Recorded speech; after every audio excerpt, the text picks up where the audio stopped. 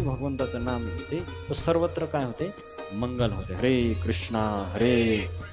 कृष्णा कृष्णा हरे हरे, हरे राम राम राम हरे हरे.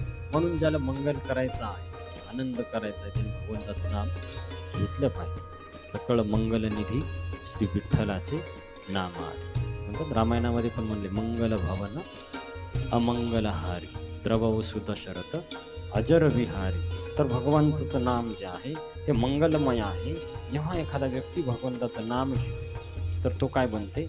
पवित्र बनते आणि ते वातावरण पण पवित्र बनते. ऐसे माझे नाम घोषे नाहीशी करती विश्वाची दुःखे, अवघी जगची महासुखे दुमदुमीत भरले. सर्वत्र आनंद काय होते?